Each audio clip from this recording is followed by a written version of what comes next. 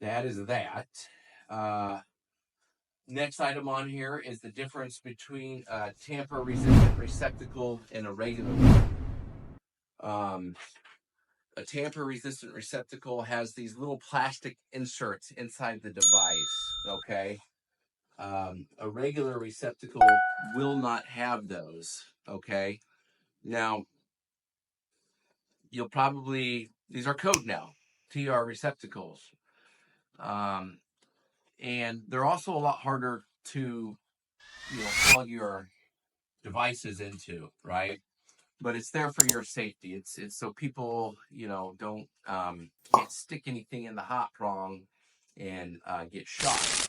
The only way these tamper-resistant inserts will open is if while you're plugging something in,